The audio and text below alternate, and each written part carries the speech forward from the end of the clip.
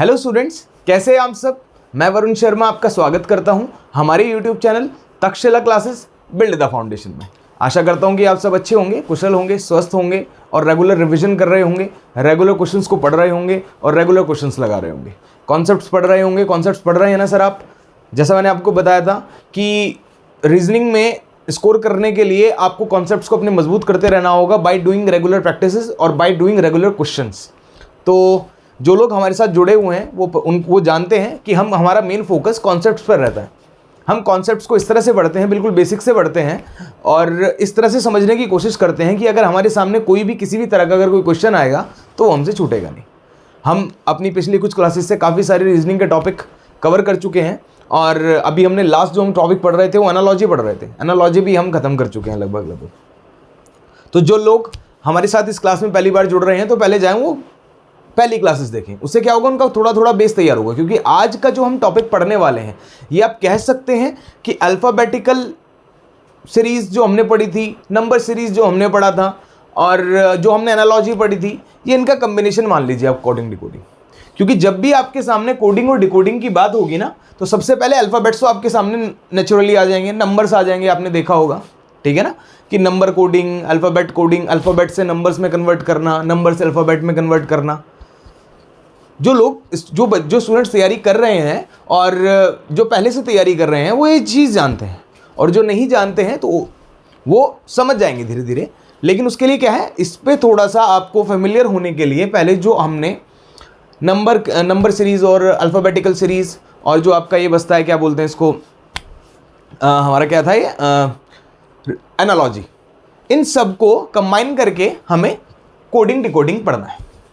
अब जैसा मैंने आपको कहा कि कोडिंग डिकोडिंग नाम आते ही आपके सामने सबसे पहले आपके दिमाग में अल्फ़ाबेट्स तो आने चाहिए। सबसे पहले आपके दिमाग में क्या, अल्फ़ाबेट्स आने चाहिए कि अल्फ़ाबेट्स। अब जो लोग मेरे साथ पहले से जुड़े हुए हैं उनको पता है कि हमने अल्फ़ाबेटिकल सीरीज़ और अल्फ़ाबेट से जो सीरीज़ थी वो हमने किस तरह बेसिक से पढ़ा है। थोड़ा सा रिवाइज़ कर लेते हैं। जो कुछ लोग नए हमारे साथ नए जुड़े होंगे, उससे पहले मैं ये कहना चाहूँगा कि अगर आपको प्लीज़, अगर हमारी क्लासेस अच्छी लग रही हैं तो प्लीज़ हमारे चैनल को लाइक करें, शेयर करें, सब्सक्राइब करें और ज़्यादा से ज़्यादा लोगों को जोड़ने की कोशिश करें। इसमें आपके सपोर्ट की हमें फ़िलहाल बहुत ज़रूरत है। जैसा कि आप जानते हैं कि हम आपके लिए मेहनत कर रहे हैं, तो थोड़ा सा आप भी हमें सपोर्ट करें तो हम और ज़्यादा अच्छा आपको आउटपुट देने की कोशिश करेंगे। वैसे हम अपना बेस्ट दे ही रहे हैं, हम और अच्छा आपको देने की कोशिश करेंगे। और जैसा आप जानते हैं कि CGL में, अब SSC ने CGL में कितनी सारी वैकेंसीज़ निकाल दी हैं। पहले 20,000 के करीब वैकेंसी निकाली थी और अभी उसमें एक नोटिफिकेशन हो रहा है जिसमें क्या है कि वैकेंसी और ज़्यादा बढ़ सकती है। मतलब 20,000 मान के चलिए कि 20, 22, 23, 24, 25,000 तक भी जा सकती है, ठीक है ना। तो चलिए, अब ये डिस्कशन बहुत हो गया, स्टार्ट करते हैं अपना। हमने आपको कहा कि हम कोडिंग पढ़ेंगे, कोडिंग डिकोडिंग। तो कोडिंग डिकोडिंग हम कैसे पढ़ सकते हैं, तो जैसे ही हम कोडिंग डिकोडिंग की बात करेंगे तो मान के चलिए आपके अल्फ़ाबेट्स, मैंने आपको कहा अल्फ़ाबेट्स आ जाएंगे आपके और आपके नंबर्स आ जाएंगे, ठीक है ना। ये लगभग उसी से मैच करता हुआ होगा जो अभी तक हमने पढ़ा है अपनी क्लासेस में। नंबर सीरीज़ में पढ़ा है, अल्फ़ाबेटिकल सीरीज़ में पढ़ा है, एनालॉजी, मेन एनालॉजी क्या था, हमारे सामने कुछ रिलेशंस थे, मतलब कुछ वर्ड या कुछ पैटर्न थे या फिर कुछ नंबर्स के बीच में हमें रिलेशन एस्टैब्लिश करना होता था। और वही सेम चीज़ हमें यहाँ पर करना है। हमें वो जो हमें पहले रिलेशन एक दिया होता था और दूसरे के बीच में एस्टैब्लिश करना होता था, लेकिन यहाँ पर क्या है, यहाँ पर आपको रिलेशन फाइंड करना है, जैसे कि हम उसमें करते थे नंबर सीरीज़ में। तो ये लगभग उसी से मिलता जुलता है। तो हम बात कर रहे हैं अल्फ़ाबेट्स की, नंबर्स की। तो अल्फ़ाबेट्स को पढ़ते हुए मैंने आपको एक बात बताई थी कि हम अल्फ़ाबेट्स जब हम A to Z लिखते हैं, क्या लिखते हैं सर, A से लेके Z तक हम अल्फ़ाबेट्स लिखते हैं। और जब हम उन्हें फॉरवर्ड, हमने आपको कहा था कि हम दो तरीके से रैंक करते हैं अल्फ़ाबेट्स को, एक तो फॉरवर्ड रैंक देते हैं और एक बैकवर्ड रैंक देते हैं। मतलब एक तो इंक्रीजिंग ऑर्डर में, यानी कि लेफ्ट टू राइट, और एक राइट टू लेफ्ट, हमने आपको बताया था। हाँ, तो अगर हम लेफ्ट टू राइट यानी फॉरवर्ड रैंक की अगर बात करें तो हम A को 1 और Z को 26 नंबर पर रखते हैं, ठीक है।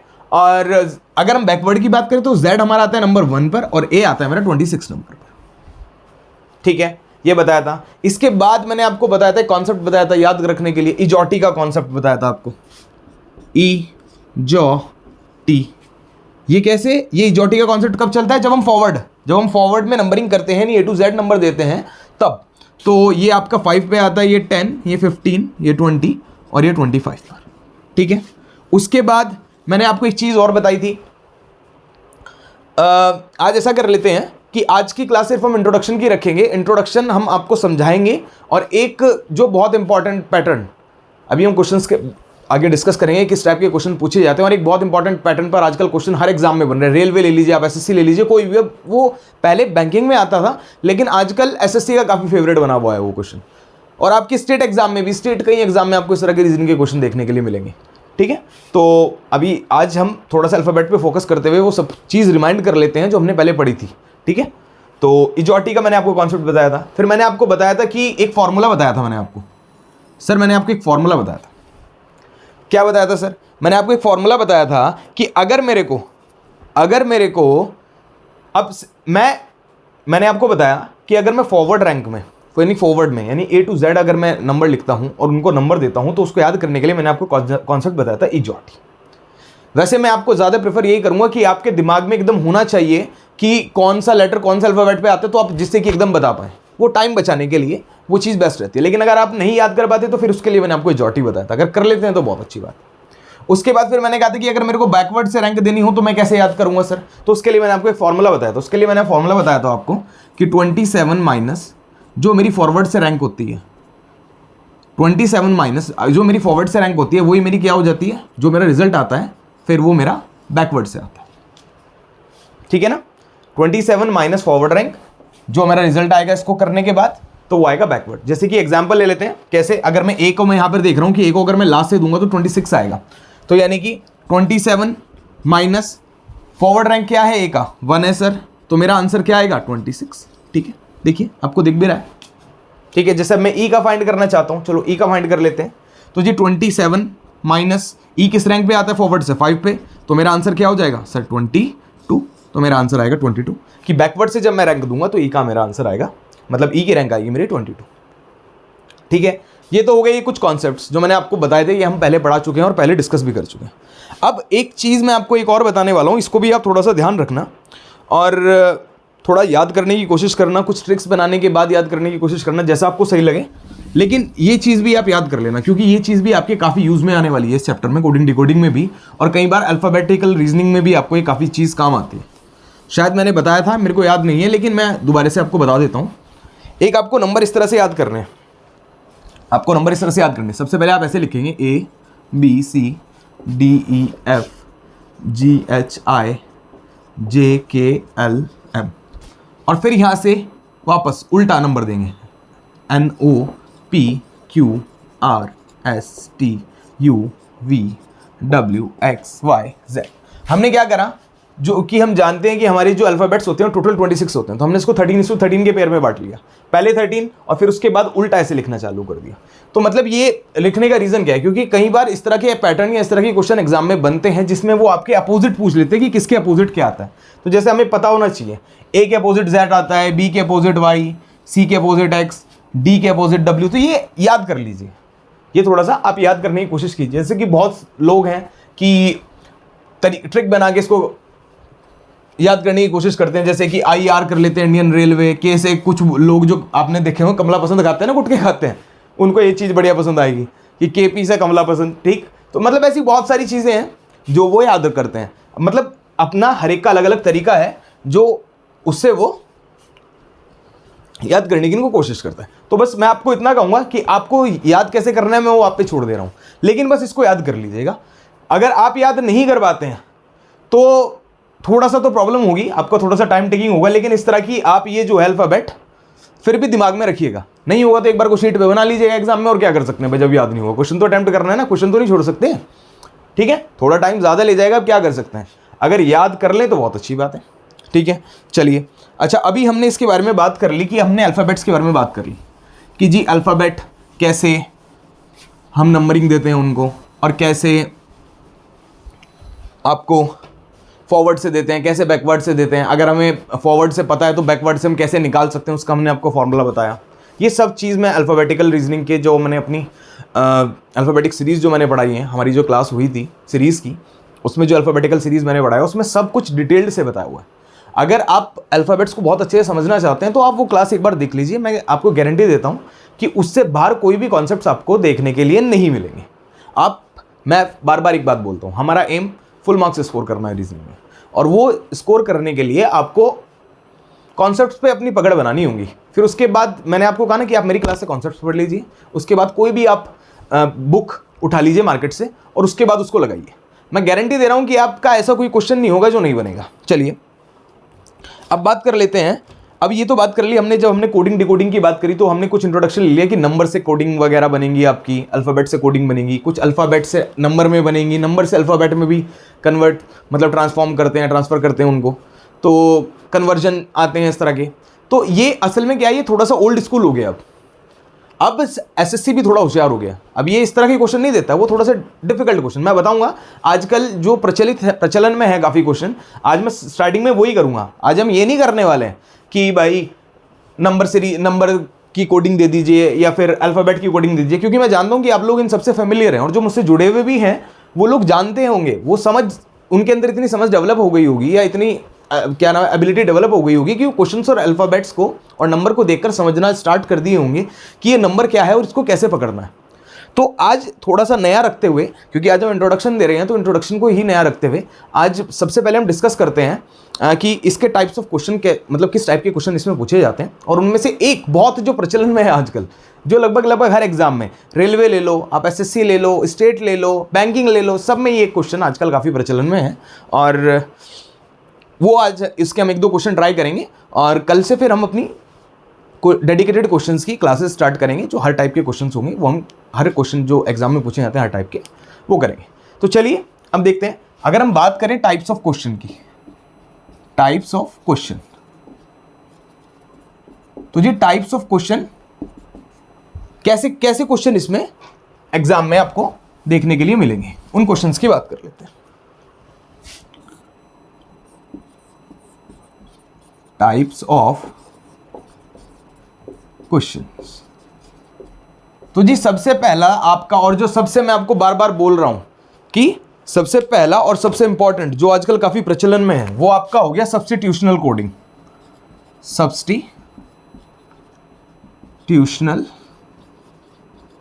कोडिंग, इसको चाइनीज कोडिंग भी बोलते हैं। देखा होगा बच्चों ने कि कुछ जो एग्जाम दिया होगा कि किसी ने पहले, तो देखा होगा कुछ चाइनीज भाषा में ABG साटा बाटा पता नहीं क्या क्या लिख के रखते हैं, ठीक है ना, वो कोडिंग, तो इसको चाइनीज कोडिंग भी कहा जाता है। चाइनीज कोडिंग, चाइनीज कोडिंग, ठीक है। आज हम ये डिस्कस करने वाले हैं। आज इसके मैं एक दो क्वेश्चन आपको बताऊंगा, अच्छे क्वेश्चन बताऊंगा। दूसरा आपकी हो गई अल्फाबेटिकल कोडिंग,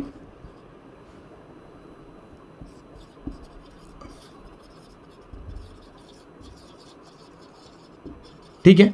और तीसरी आपकी हो गई नंबर कोडिंग,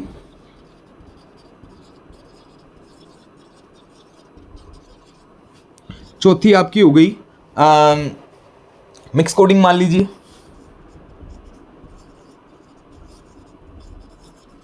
वैसे और भी कोडिंग होती है बैंकिंग में आपकी, मशीनरी कोडिंग और बाइनरी कोडिंग भी चलती है। बाइनरी कोडिंग अब एसएससी में भी आने लगा है, आप उसको भी डाल लीजिए कि किसी किसी एग्जाम में आपको बाइनरी कोडिंग भी पूछ लेता है।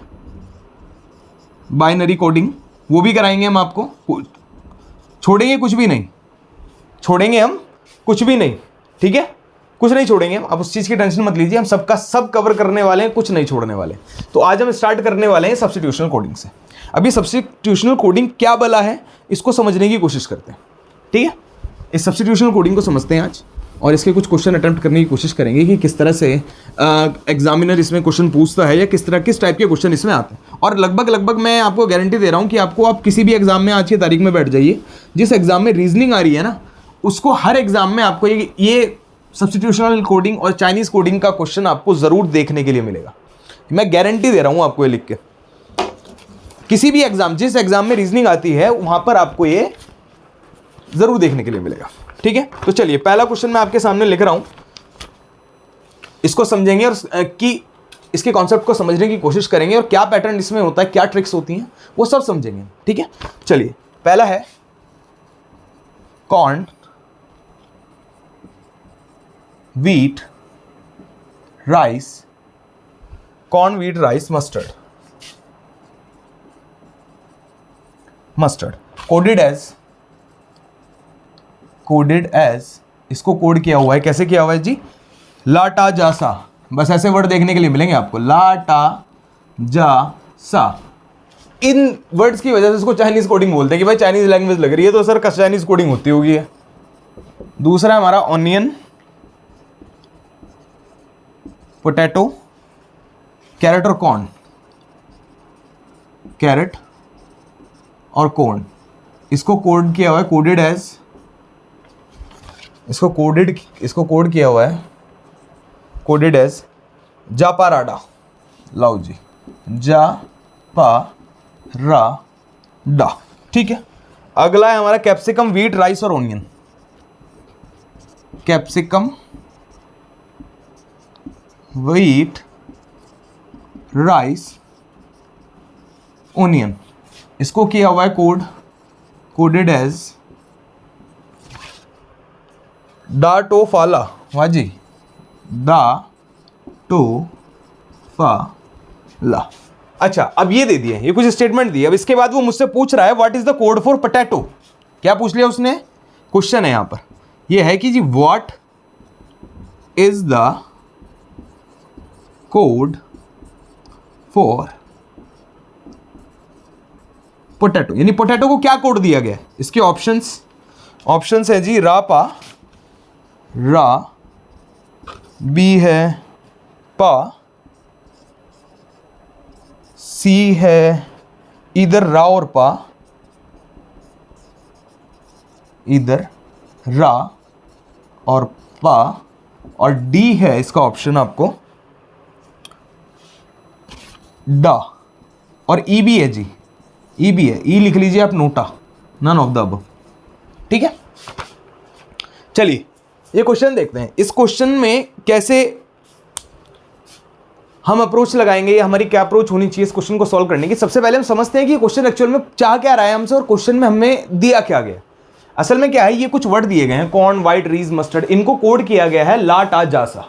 ठीक है, और अनियन, पोटैटो, कैरेट, कॉर्न, इनको कोड किया हुआ है जापाराडा। ठीक है, और ये कैप्सिकम है, कैप्सिकम, व्हीट, राइस, ऑनियन, इसको कोड किया हुआ है कोडेड एज डा टा फाला। ठीक है सर।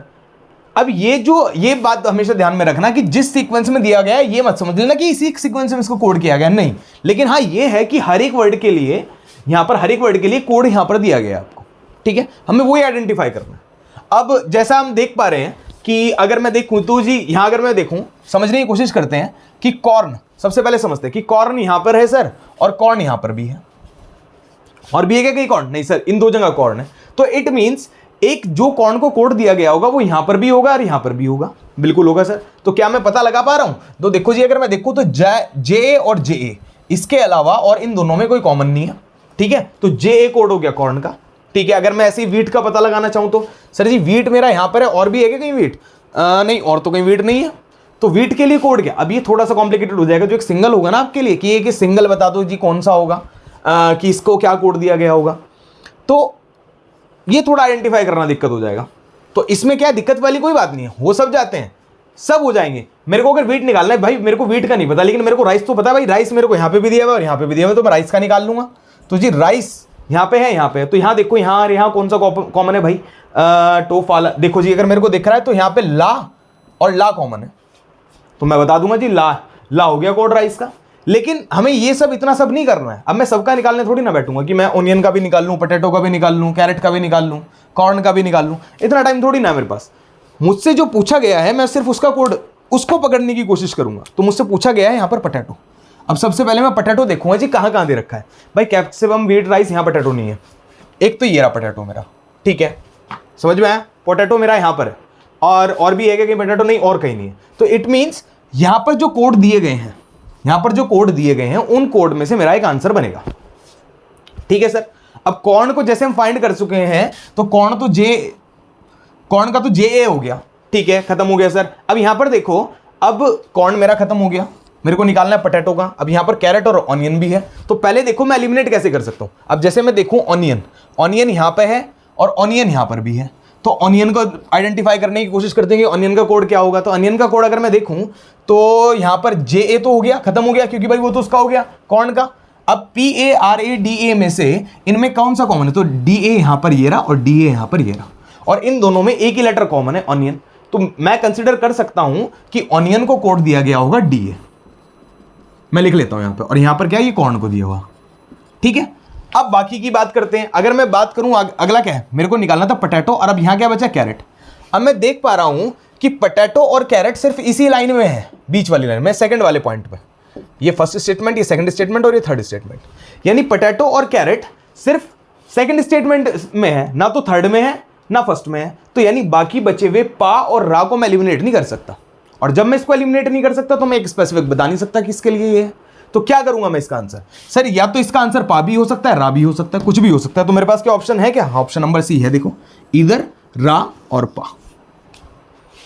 तो ये कुछ इस तरह से क्वेश्चन हमें क्या है ना, मैं आपको प्रेफर करूंगा कि आप ये सब करने से पहले ना एक बार क्वेश्चन पढ़ लीजिए कि क्वेश्चन की डिमांड हमसे क्या है, क्वेश्चन हमसे क्या पूछ रहा है। जो क्वेश्चन आपसे पूछ रहा है उसी को पकड़ लो, उसी को पकड़ के आइडेंटिफाई करना शुरू करो, और जो एलिमिनेट हो रहा है उसको उड़ाते चले जाओ। जैसे कि मैंने यहाँ पर मैंने देखा भाई कि यहाँ पर है ऑनियन है, पोटैटो है, कॉर्न है और कैरेट है। तो सबसे पहले मैंने ऑनियन देखा, मैंने देखा कि भाई ऑनियन और कहीं भी है कि हाँ, एक यहाँ पर है, यहाँ पर है, तो मैंने दो पकड़े। इन दो में कॉमन क्या है, डा है, डा, क्योंकि ऑनियन यहाँ पे और यहाँ पे, तो दोनों का कोड होना चाहिए दोनों लाइन में, तो डा मैंने ऑनियन कंसिडर कर लिया, खत्म हो गया काम। अब फिर मैंने देखा पोटैटो, भाई पोटैटो को तो मेरे को आंसर ही करना है, अब वो इसी लाइन में है तो मैं एलिमिनेट नहीं कर सकता, कैरेट भी इसी लाइन में, एलिमिनेट नहीं कर सकता, कॉर्न यहाँ पर है और यहाँ पर भी है। तो जब मैंने देखा इसमें और ऊपर वाली लाइन में कोई कोड कॉमन आ रहा है क्या, तो मेरे को पता चला जी हाँ, JA कॉमन है दोनों में, तो मैंने JA कंसिडर कर लिया, कॉर्न को कंसिडर क्या कर लिया होगा। तो मेरे पास बचा क्या, PA और RA। अब PA RA में क्यों एलिमिनेट नहीं कर सकता, क्योंकि पोटैटो और कैरेट सिर्फ इसी लाइन में है, सिर्फ सेकंड स्टेटमेंट में, और किसी स्टेटमेंट में है ही नहीं, तो मैं कैसे एलिमिनेट करूंगा, नहीं कर पाऊंगा ना। ठीक है, तो चलिए अगला देखते हैं। पहले आप इसको नोट कर लीजिए, एक बार देख लीजिए, फिर उसके बाद हम अगला करते हैं। ठीक है, हाँ जी, तो चलिए फिर अगला क्वेश्चन देखते हैं। इसी टाइप के क्वेश्चन आपको एग्जाम में देखने के लिए मिलेंगे, इस चाइनीज कोडिंग से, चाइनीज कोडिंग कह लीजिए, या आप इसको सब्स्टिट्यूशनल कोडिंग कह दीजिए। सब्स्टिट्यूशनल कोडिंग हम इसको इसीलिए बोलते हैं कि प्रत्येक एक वर्ड के लिए यहाँ पर एक कोड दिया गया होता है, यानी उसको सब्स्टिट्यूट करने के लिए, तो इसलिए इसको सब्स्टिट्यूशनल कोडिंग कहा जाता है। ठीक है, तो चलिए और देखते हैं कि किस तरह के कुछ क्वेश्चन हम लेकर आए हैं। आज तो सिर्फ हम इंट्रोडक्शन दे रहे हैं, तो आज आपको ज़्यादा डिफिकल्ट क्वेश्चन हम नहीं कराएंगे, बस इसमें डिफिकल्ट भी कुछ खास क्वेश्चन नहीं आते हैं, इसी तरह के क्वेश्चन आएंगे, बस आपको ऑप्शंस में थोड़ा सा घुमा देंगे, क्योंकि ये चाइनीज कोडिंग डिफिकल्ट नहीं है। अगर मैं बात करूँ इसकी सब्स्टिट्यूशनल कोडिंग या चाइनीज कोडिंग की, ये डिफिकल्ट कुछ खास डिफिकल्ट नहीं है, आप इजीली कर ले जाओगे। बस एक बार थोड़ा सा क्वेश्चंस के अगर कॉन्सेप्ट को आप समझ गए ना, तो आप ये क्वेश्चंस आसानी से कर लेके जाओगे। चलिए अगला देखते हैं। अगला है मेरा वर्क गेट वैल्यू सैलरी को, इसको कोड किया गया है कैसे, SPT BSY, SPT BSY RST और QSH। ठीक है, monthly salary get in rupees, इसको कोड किया गया है RST TYP, RST TYP QSR PKL MNG। अगला देखते हैं 50 इन रुपीज। ये स्टेटमेंट है ना, स्टेटमेंट के बीच में कुछ ये देखने मत बैठ जाना, क्योंकि स्टेटमेंट नटसंट मिलेगी, इनका कोई मीनिंग नहीं है। समझ में आया ना कि आप देख रहे हैं कि सर क्या लिख रहे हैं, तो ऐसे ही मिलेगी आपको एग्जाम में भी। वैल्यू वर्क, वैल्यू वर्क, तो इसके जो कोड हैं वो है PKL BSY, PKL BSY SPT SPT TYP और LUV। अब अगला है work more get monthly, get monthly, इसको कोड किया गया है BSY RST MNG और ZL अब ये क्वेश्चन क्या पूछ रहा है, उसने पूछ रहा है कि रुपी को कैसे कोड किया हुआ है, रुपी को कैसे कोड किया गया है, यानी रुपी को कैसे, ये लिख लेते हैं।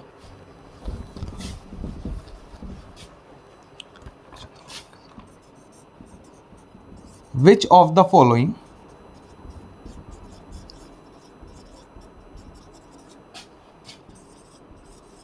कोडेड एज रुपी, या कोडेड एज नहीं लिखें, कोडेड फॉर लिखो, coded for rupee, coded for rupee. Options दे दे रहा हूं मैं आपको, इसके ऑप्शंस हैं आपके LUV, B है PKL, C ऑप्शंस रहेगा इसका TYP, और D ऑप्शंस रहेगा इसका इधर B और C, इधर B और C। ये ऑप्शन नंबर B की बात कर रहे हैं, ऑप्शन नंबर B और ऑप्शन नंबर C, और D रहेगा आप E रहेगा आपका नोटा, नन ऑफ द अब। चलिए ये क्वेश्चन देखते हैं और क्वेश्चन को समझने की कोशिश करते हैं। वही जो हमने ट्रिक बताई थी, हमने क्या कहा था, हम सबसे पहले इन सबको, इस राम कहानी को पढ़ने की बजाय हम सबसे पहले अपना क्वेश्चन पढ़ेंगे।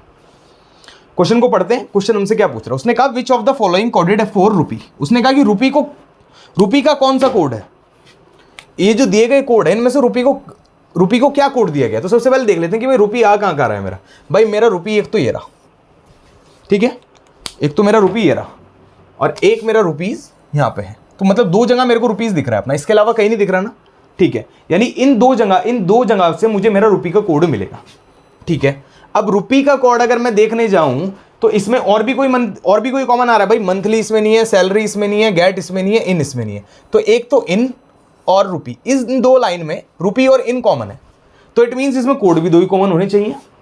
बिल्कुल हो सकते हैं सर। कौन कौन से हैं सर? अगर मैं देखूं जी, एक तो इसमें कॉमन है, एक तो TYP कॉमन है, ठीक है, एक इसमें PKL कॉमन है, इसके अलावा और कोई कोड भी कॉमन नहीं है। इट मींस इन और रुपी के लिए या तो TYP हो सकता है या PKL हो सकता है, इसके अलावा तो कुछ नहीं हो सकता, ठीक है। अब मैं देखता हूं मेरे पास यहां पर इन एक्स्ट्रा है, तो क्या मैं इनको एलिमिनेट कर सकता हूं क्या?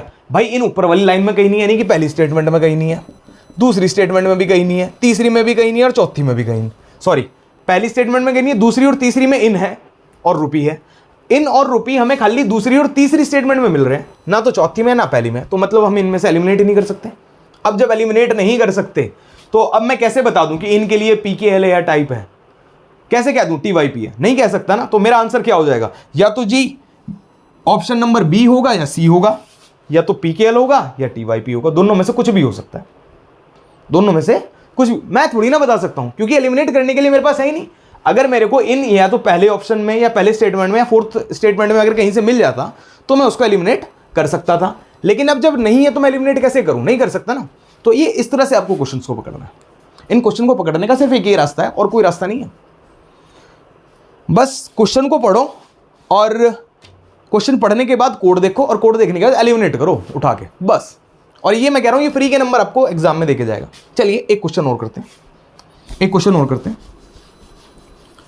और आप कह रहे हो कि सर इसी तरह की कोई क्या इजी, इतना इजी है? असल में क्या है ना, जब आप पे एग्जाम का प्रेशर होता है थोड़ा सा, और जब टाइम की वो घड़ी टिक टिक टिक टिक चलती है ना वो एग्जाम में, वो थोड़ा सा प्रेशर ला देती है आप पे। लेकिन है क्या, ये बहुत इजी क्वेश्चन है, ये आपको फ्री के नंबर। उस टाइम पे हो सकता है कि आपको थोड़ा डिफिकल्ट लगे कि अगर जी मैं इतने क्यों देखूं, मैं इतनी स्टेटमेंट कैसे वेरीफाई करता फिरूंगा या कैसे रिलेशन एस्टेब्लिश करूंगा। लेकिन क्या है, देखो जी, अगर नौकरी लेनी है फिर तो करना पड़ेगा। चलिए एक क्वेश्चन और करते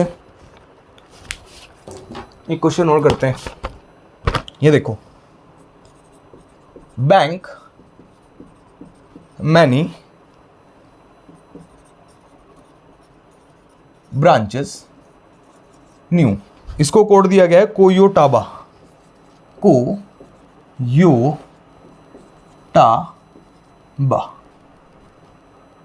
कोयोटाबा। अगला है हमारा every branch was useful, every branch was useful, इसको क्या कोड दिया गया है? जोहोकोपा,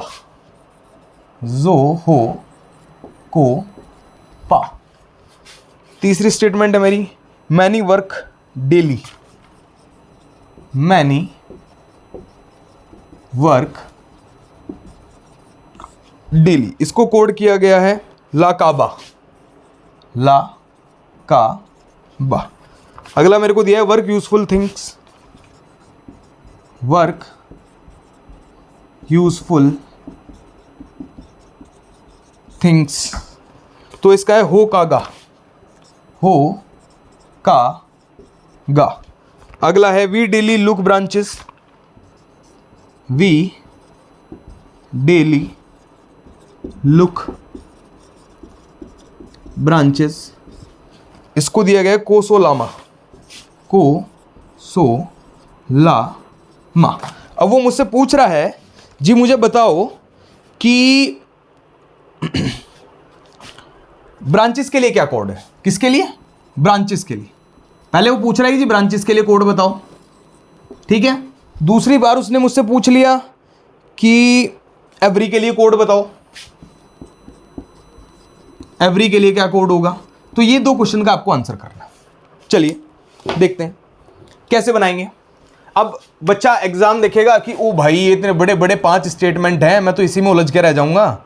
लेकिन क्या वो है ना कि मेहनत तो गधा भी करता है घोड़ा भी करता है। वही मेरी कहावत है जो मैं आपको पहले भी कई बार सुना चुका हूँ, आप सुन सुन के बोर हो गए होंगे।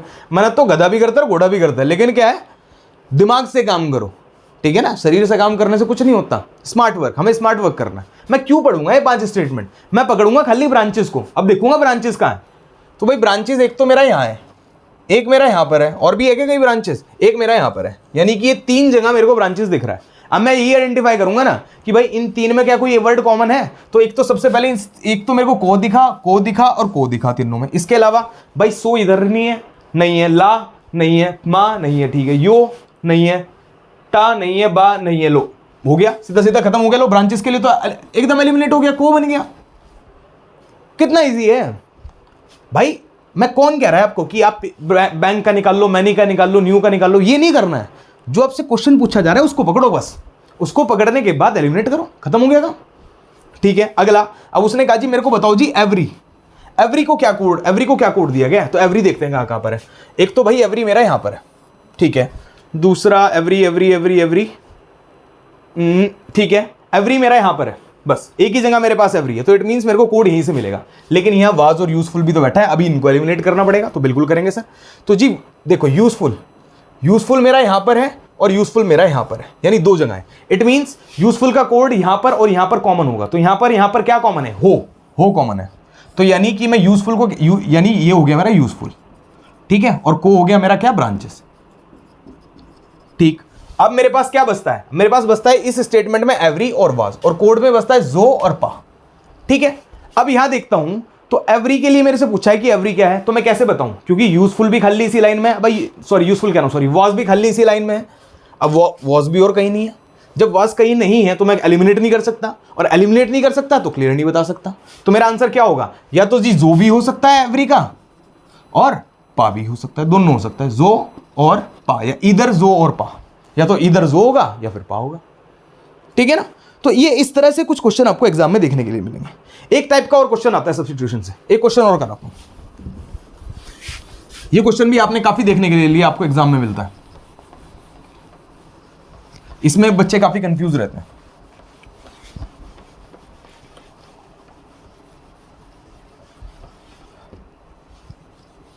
चलिए ये क्वेश्चन देखिए। ये क्वेश्चन है, if rain is water, water is road, road is cloud, road is cloud, cloud is sky, cloud is sky, और sky is sea, sky is sea, और sea is path, sea is path, ठीक है। अब उसने कहा where do aeroplane flies, where do aeroplane fly. Option है इसके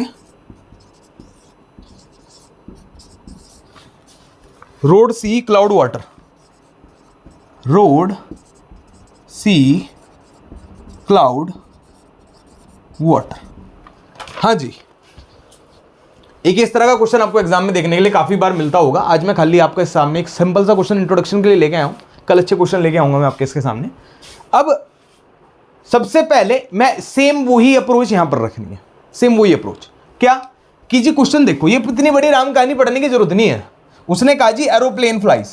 aeroplane कहाँ उड़ता है? सबसे पहले तो मेरे को बताओ भाई, एरोप्लेन मुझे पता है स्काई में उड़ता है, आसमान में उड़ता है। बस देखो स्काई कहाँ लिखा हुआ, स्काई जी एक तो यहाँ लिखा हुआ है और एक स्काई लिखा हुआ है यहाँ, ठीक है।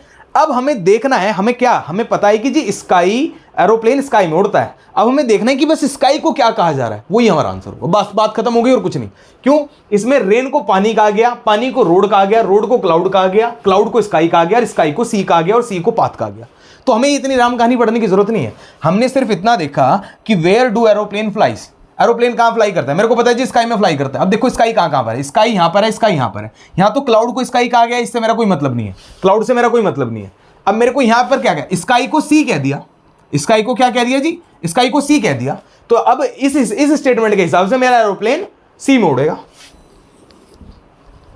उड़ेगा नहीं वैसे, लेकिन अब इन्होंने सी में, पानी में उड़ा दिया एरोप्लेन। देख रहे हो रीजनिंग वाले कैसी कैसी नई नई इन्वेंशन कर देते हैं, ठीक है। तो ये कुछ इस तरह के क्वेश्चन आपको एग्जाम में कोडिंग डिकोडिंग में देखने के लिए मिलते हैं, जो कि आजकल काफी प्रचलन में है। ये सब्स्टिट्यूशनल कोडिंग ज्यादा प्रचलन में है, इससे काफी ज्यादा क्वेश्चन आपको एग्जाम में देखने के लिए मिलेंगे और मिलते हैं, बहुत मिलते हैं। और मैं कोई भी क्वेश्चन ऐसा नहीं छोड़ूंगा जो आपके एग्जाम में आ जाए और जो मैंने ना कराया, ऐसा कोई भी पैटर्न मैं नहीं छोड़ूंगा, ठीक है। तो इसी के साथ आज की हमारी क्लास को यहीं पर समाप्त करते हैं और कल मिलते हैं हमारी नई क्लास के साथ, अगली क्लास में, और कुछ अच्छे क्वेश्चंस के साथ मिलेंगे।